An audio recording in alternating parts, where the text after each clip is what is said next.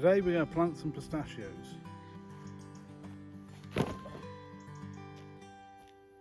We had never any plans of planting pistachios until we went to the market.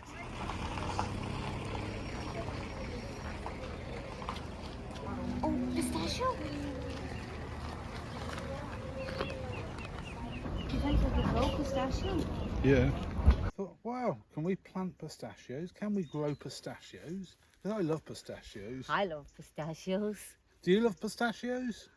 We did a bit of research while we were there and discovered that you needed a male. No, you needed at least one male for every 8 to 12 females. All they had for sale were 2 female plants. Trees. 2 female trees, and they were a little bit frazzled. Today we went to buy some seeds.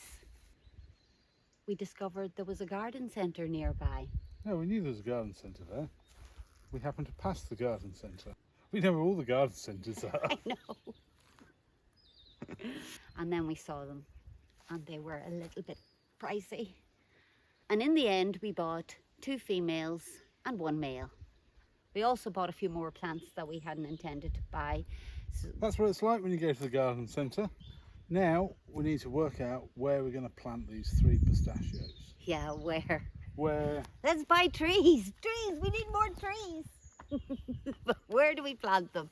So we're going to have a look, and then when we decide, we'll show you what we're doing. I think we'll put this one here.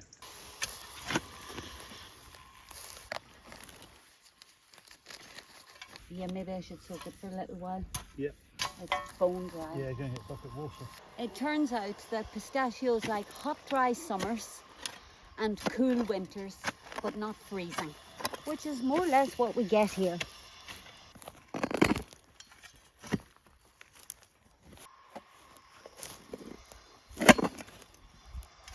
Are we on rock? Yep.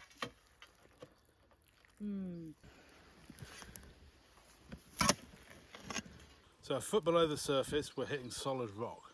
I've gone out sideways, forwards, backwards, and we're still on the same slab of rock. We're not going to be planting a tree just here. We'll move on to the next one and come up with another place for the first female.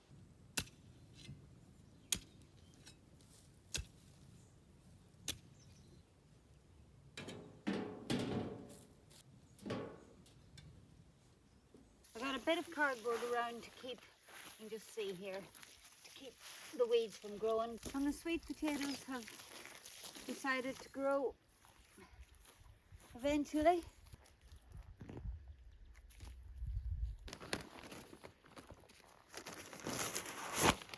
Right, going for it anyway. Right there. This is another female. Yeah.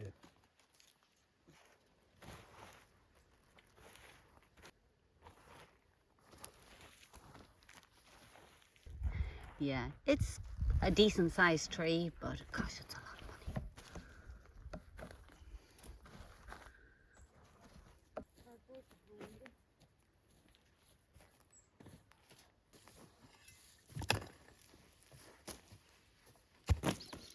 So we're going to wet down the cardboard so it shakes to the earth and sticks to the ground nicely. Make sure it's not touching the tree, and then we'll cover this with mulch. We've got a bit of pine bark from the pine logs I've been splitting that will cover most of this. When I've got a bit more pine bark, we'll cover the rest of this cardboard up. This is going to hold the moisture in the summer. It's going to stop the weeds from growing so much around the tree and give the tree a good chance to establish and grow.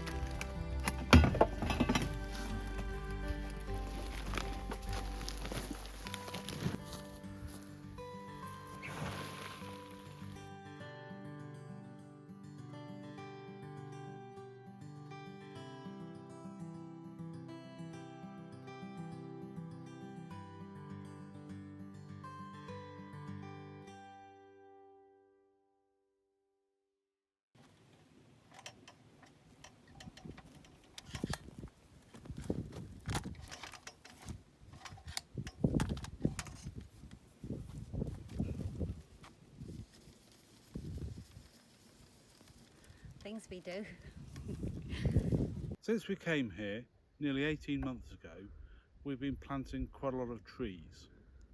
In our previous lives in England, we had small rented houses, we had a great little allotment, but we couldn't plant any trees. On the allotment we could plant trees, but only dwarf trees. And we didn't really have enough space. We only actually had half an allotment, but now we're planting a lot of trees. And this space here we call the food forest. We're planting a wide variety of fruits, nuts, some vegetables, some annuals at the moment, but we're concentrating more on perennials. And right now we're planting this pomegranate just to the south of 2 blackcurrant bushes. They really struggled in the heat last year, so the idea is that this pomegranate tree will grow up a bit more and provide them with some shade. I can't wait till all of these trees are producing an abundant crop that will keep us going through the summer and through the winter. A few weeks ago, when we were talking about getting water, cleaning the well to save our trees, Meraid filmed all of the trees here. When we first came to the land after we'd started clearing, this was a great big patch of emptiness once we'd trimmed. So we created this arch out of old mimosa and fence posts to separate the olive grove over here from the empty patch, and the separation just helped it feel a little bit more manageable. This is the orchard where we have planted all the young fruit trees. The reason we've cleaned the well was to save our trees.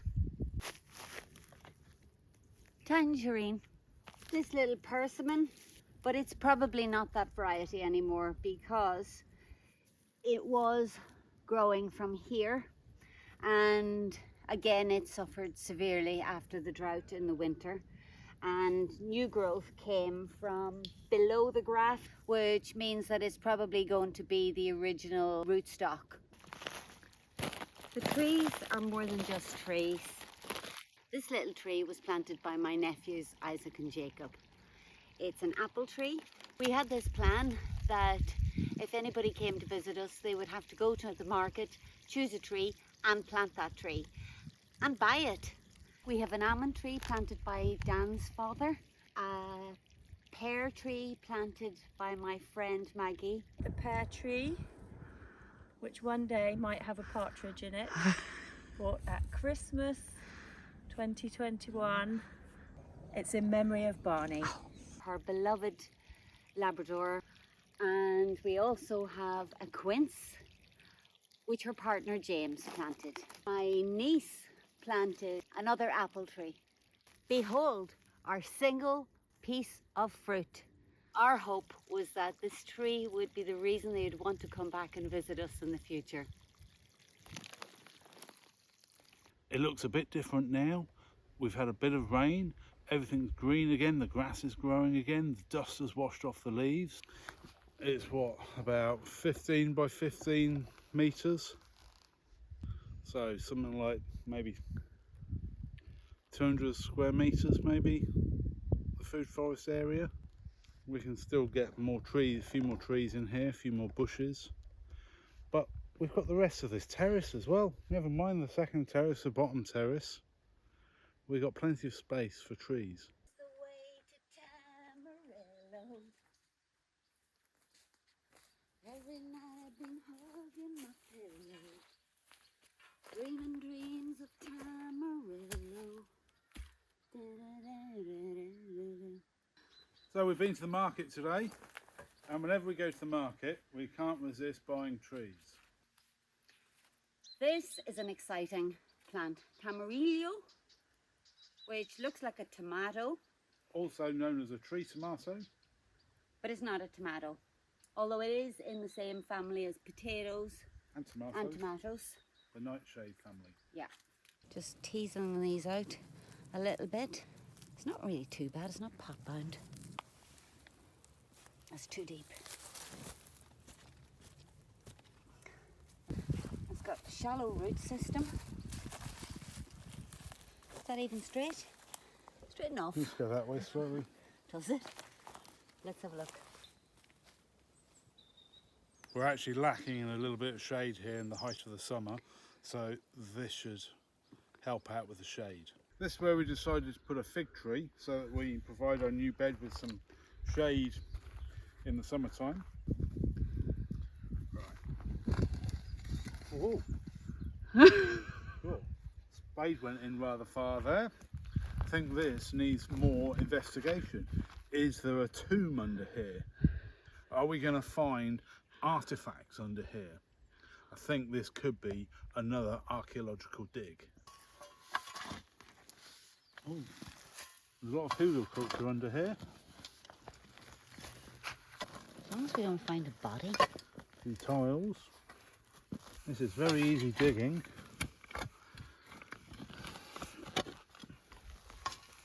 Taken me less than a minute to dig this hole. And there's quite a lot of rotten wood in here.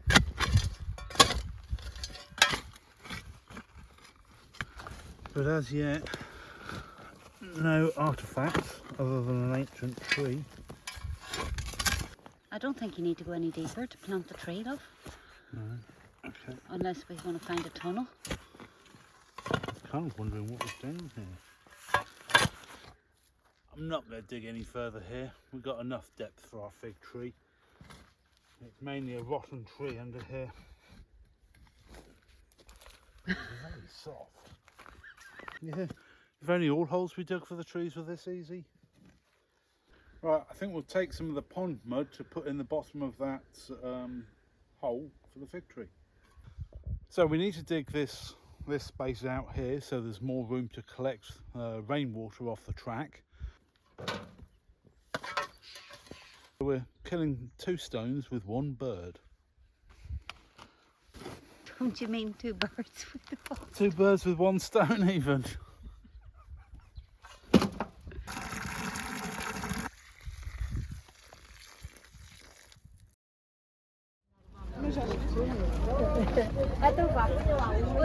Bom dia. O que é isso? É couve para o Natal. Com espinafres ou com... É como põe e põe Natal. Põe Natal? Sim, para dezembro. Para cozer com bacalhau e assim, normal. Fazer sopa e é muito bom. Yeah, well, let's plant Isto some. muito bom. Isto, 60 pés. Oh, right. À volta, 60 pés, sim. 60. 60 pieces. Yeah, but we need 60. No? Then Even get 30? Nada? Get a 20? É 30. 30? Okay.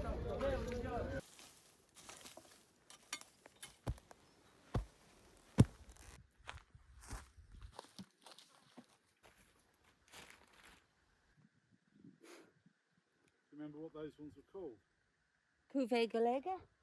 I've only bought 6. Yeah. We've got 2, 4, 6, 8, 9. So she must have given us extra. Yeah, 3 for the voles. yeah. No, none for the voles. 4 for us. 2 for the voles. No, the voles aren't getting any. I'm positive. 2 for the birds. And 1 For luck. for luck. We settled for 30. I think that might even be still be a bit over the top.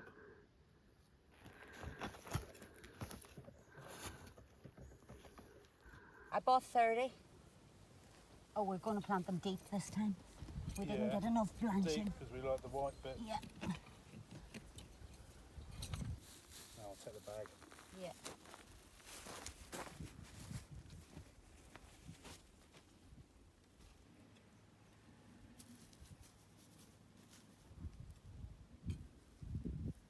Along with all the various different cabbages we bought in the market, I also got some carrots.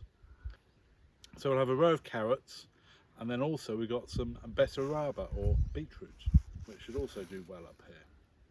Right, I'm going to get on with it. So we've only ever grown carrots from seed before. We always thought you couldn't really transplant them, but we're going to give them a whirl as soon as they have them as plugs in the market. the cabbage. Oh, there it is. I think we can have a row of beetroots, or a couple of rows of beetroots here.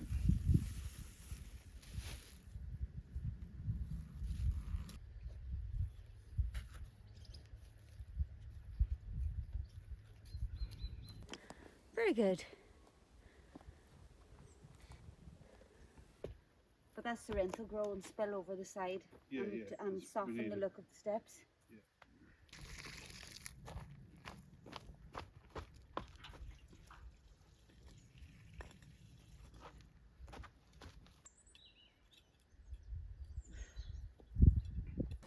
I was looking at this, and we could actually take out this mound across here.